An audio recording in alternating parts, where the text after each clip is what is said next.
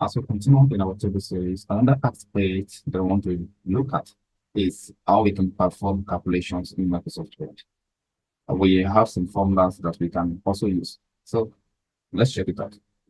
Now, this is our table, and we have data inside it. We have a set of numbers you can see. So how do we perform calculations? We have our cell where we want the total to appear. For example, in this set of numbers 20, 15, and 30, we want the total to appear in this cell. Also, for this one, we want the total to appear in this cell. And also for this one, we want the total to appear in this cell. So how do we do that? So once you have your table, you will have the layout tab. It's different from this one, the first one here. So let us go to layout, go to formula. Now you will see this. Automatically, they will do something for you. This is equals to sum, then in bracket left. Because all your formulas must start with equal to sign. So we have the equal to, then followed by sum. That is the formula we are performing. So that is, we want to add up these numbers. The numbers we want to add up, they are on the left-hand side of this cell. This is our cell. Don't forget, this is our cell. We are performing the calculation on this cell. So the figures that we want to add up together, they are on the left-hand side of that cell. That's why we are using left. Take note of that. You confirm your formula, you press OK. Then you have the total here. That's the total, 65. So let us go again for the next row. Pick inside the cell where you want the total to appear. Go to formula. Now, the case is different here. We have above, because Microsoft Word has detected a figure above that cell that we selected. So what do? We change this thing to left because we are still looking at those figures at the left-hand side. So you press your OK also. Then another one is go back again for the last one. We are not using above. Remember that. Go to the left again. Okay. Now we want another total to appear here.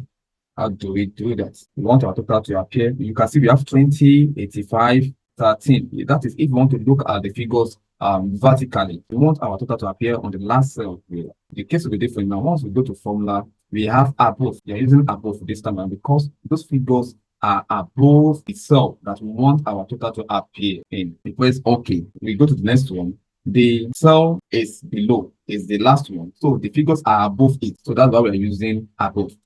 We go again, we use above. Now, in this case, in this last cell, we can decide to use above or left because we are still referring to the same set of data. Now, when you go to this formula, then we can now use anything. Press OK. So I hope you understand that. Then another case is, what if you have it like this? If this is where we want our total to appear in, we want to calculate this for 4, 32, 15, then 11, 40, 30, and 85, 13, 20. So, and now the first one, making the total to appear in this cell. So what we use now, can you guess that? Oh, I hope you guess right. So we are using below now, this time around, below. So, but now there is no formula. No formula was brought for us. So let us write this out. So then in brackets below. Okay. So we have it. This one to the same thing. Now we change this one to from left to below because all those figures are below the cell that we want our total to appear in. The last one, we change it to below also. Yeah, that's it. Then let us calculate for this one too. Now, instead of left, the case is different now. We are using right because they are on the right-hand side of that cell. We are using right. Lastly, right also. Now, why our figures? The grand total, which we want to calculate, that we use right or below. Anyone, maybe you don't believe that. This is below. As you can see, we have 250. Okay, let us go back for you to confirm. Then this is right. We have 250. The same thing. So that is how we can perform calculations in our table in Microsoft Word. So not only that, let us look at the second table here. Now you will see that we have 300 and we have 490 for the quantity and weight. Everything is in Naira. Now, how do we calculate things like this? Let us go back to our formula. Now we want it. The first thing we do here, because this is quantity and weight, we are going to multiply it, not addition this time around. Change this sum to product. That is for multiplication. Then we say they are on the left-hand side, we are still right. So okay, there is the total product of these two numbers. So let us go to the second one. We go again, not above this time around. Note that it is on the left hand side. So let's go again. This is product and left. Okay, understand that. Okay. One thing is, if you want to update your formula in Microsoft Word, just press F9. After you have done the calculation the first time, press F9. It will update your formula. You can see the total number of this one and this one. You can put this thing here, press F9. Instead of us to be going to that side every time, you can just copy and paste, then use F9 to update it. F9 on your keyboard. Look for F9. Or maybe in case this figure changes in the future, let's say this 300 changes to 200.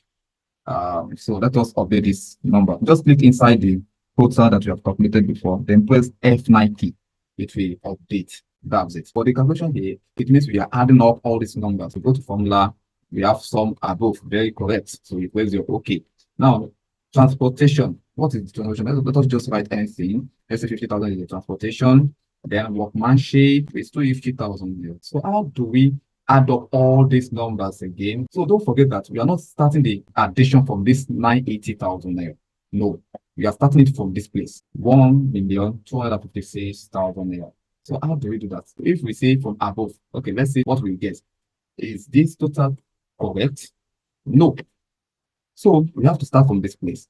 Then how do we do it? Let us see this table as if we are in Excel. Microsoft Excel identifies rows with numbers and columns with alphabets. SN is column A, description of goods is column B, quantity is column C, rate is column D, and amount is column E. So it means we are in E. So E what? We are starting from this 1,256,000. So let us count from this place. Amount is 1, 2, 3, 4, 5, 6, 7. That is E7. From E7 to E what? From E9 to E9. Yes, that is how we're going to do it. Then you press your OK. Perfect. I hope you understand that. So another advantage of using cell reference is that it helps us to add up numbers in different columns and rows. Look at this table, for example. You see that I have named the columns with alphabets and the rows with numbers, just like we have in Excel. This 20, look at it, look upward.